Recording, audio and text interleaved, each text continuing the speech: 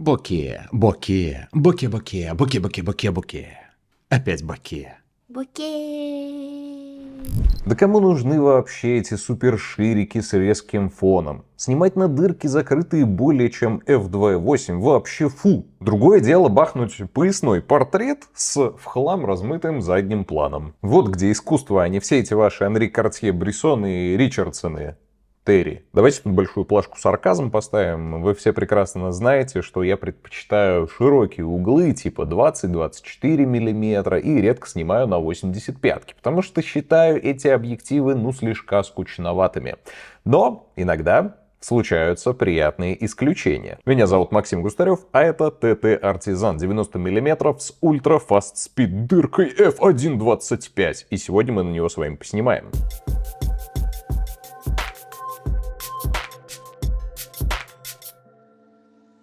Что из себя представляет 90-миллиметровый TT Artisan?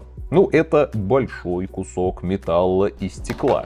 Судя по его размеру и весу, тут вообще нет пластика. Только металл, только хардкор. Я бы не удивился, если бы мне сказали, что некоторые его элементы отлиты из свинца. Ведь его вес больше килограмма. Особенно для женских рук такой объектив будет тяжеловатым. Но нас с вами таким не напугать. Чем тяжелее объектив, тем быстрее мы с вами прокачаем бицуху. Гомер, откуда у тебя такая правая?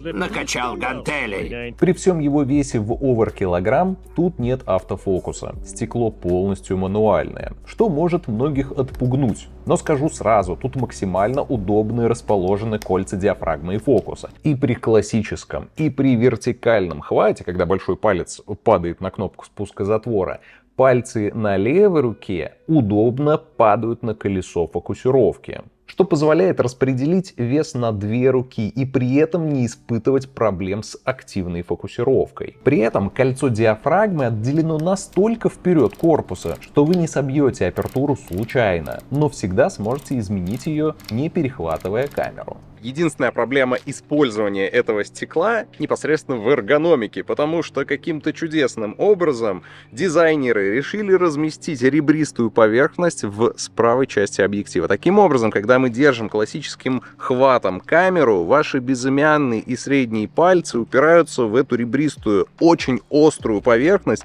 И смотрите, у меня уже на пальцах прям виден след от этих ребер, и это капец как неприятно. Поэтому одной рукой держать камеру практически нереально, очень больно. Но у меня есть средство, которое позволит этот недочет инженеров исправить.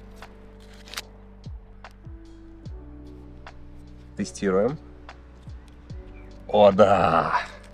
Вот теперь объектив можно спокойно держать одной рукой, и никакие ребристые, острые металлические поверхности не будут впиваться вам в ваши фаланги пальцев, и ваши ручки скажут вам спасибо. Поэтому теперь я фотографирую исключительно так. В остальном объектив очень приятен на ощупь.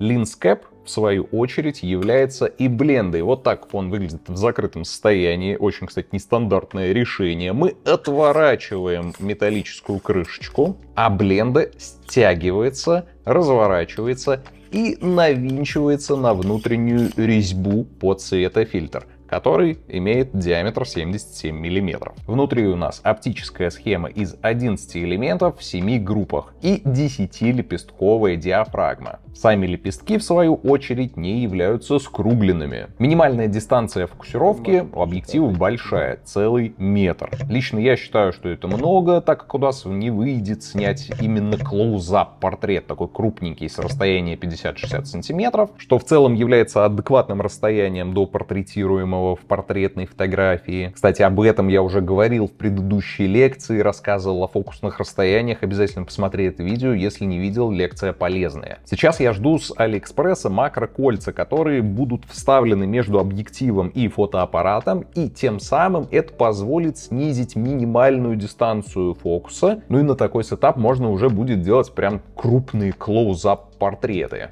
Вот такие вот.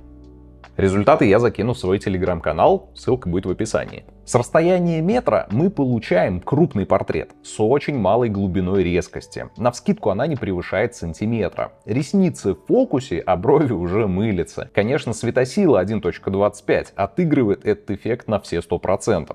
Фон моется в молоко, и даже простые котейки выглядят артистично. Вообще такие фокусные, с такой светосилой, это как бы пропуск в мир арт-фотографии. Вы в прямом смысле слова можете сделать кадр чего угодно, и он будет выглядеть прикольно. Даже мусорка на фоне вам не помешает. ТТ Artisan 90 мм f1.25 на самом деле супергеройский объектив. На типичном фуллфрейме он как Кларк Кент в Daily Planet, а Суперменом он становится, когда ставишь его на средний формат. Фишка оптической схемы в том, что она изначально разрабатывалась под большие матрицы. К примеру, один из реализованных байонетов под GFX, который позволяет его нативно поставить на средний формат от Fuji. У меня таких нет, есть только пленочный Hasselblad с 6-сантиметровой квадратной матрицей. И знаете что? ТТ Artisan ее полностью покрывает цветом. Картинка выглядит гиперобъемной. Прикиньте, как круто раскроется этот 90-миллиметровый ТТ Artisan на каком-нибудь среднеформатном цифровом Hasselblad, к примеру, на 907X. Эх, моя мечта. Можете подписаться на мой Boosty и Patreon, может быть, я и накоплю на него. Кстати, благодаря именно такому гигантскому световому покрытию объектива практически полностью отсутствует виньетка. Края кадра не затемняются даже на открытую диафрагму f1.25. А что у нас по качеству самой оптики? На дырку 1.25 мы имеем хорошую резкость, никакого мыла здесь нет. Пиксель в пиксель мы разрешаем 24-мегапиксельный сенсор A7C. Но в глаза будет бросаться небольшой ореол, который будут отбрасывать яркие объекты. Иногда он кажется чересчур навязчивым, и убрать его практически невозможно. С другой стороны, его можно воспринимать как легкий софт-фильтр, смягчающий общие контрасты в кадре, которые весьма гармонично сочетаются с воздушностью самого рисунка боке. Ну а если в сцене нет нарочито ярких источников света, то потеря контраста практически незаметна. В стрит-фотографии объектив себя показал неплохо. Открытая диафрагма 1.25 настолько яркая, что при солнце в зените и выставленных ISO 100 и выдержке в 1/4000 мы получаем пересвет. Поэтому придется немножечко закрывать дырку. Оптическая схема не богата на низкодисперсные элементы. Как следствие, у нас лошадиные хроматические аберрации. Но я уверен, что в 21 веке этим никого не напугать. Правятся они в фотошопе в пару кликов. Из приятного, в силу огромного светового покрытия и изначальной разработки оптической схемы под средние форматы, в этом объективе нету дисторсии. Вот в сравнении вам дисторсия Sigma 85 f1.4 Art небо и земля. Но вот вопрос, можно ли сравнивать ТТ Artisan с 90 мм с другими 85-ками? Конечно можно, кто же мне запретит. У меня есть Sigma 85 мм f1.4 Art DGDN новенькая с оптической схемой под беззеркальные соньки. И Canon 85 мм f1.2 второй версии L, старенький под Canon, но с переходником под Sony. И это все я дело сравниваю. Side-by-side, сравнивая в портрете, мы видим, что у ТТ Artisan значительный софт в контровом свете. Даже старая, уже можно сказать винтажная 85-ка L имеет более контрастный рисунок. При фотографировании мишени мы видим, насколько сильно ореолы поднимают точку черного. И только достигнув диафрагмы f2.8 мы избавляемся от софта. Ну а если рассматривать рисунок боке, то у ТТ Artisan он будет более чистый. В ту очередь, как у кэноновской Эльки, он сильно хроматит. Но если честно, я всегда любил у Эльки эту структурную и пеструю окраску расфокуса. Кстати, аналогичная раскраска проявляется у первой Sigma 35 мм f1.4 Art, который HSM 2012 года. И на нее обзор тоже будет в скором времени. Ну а если снимать в фронтальном освещении, то софт ТТ Artisan на открытую диафрагму добавляет портрету мягкости.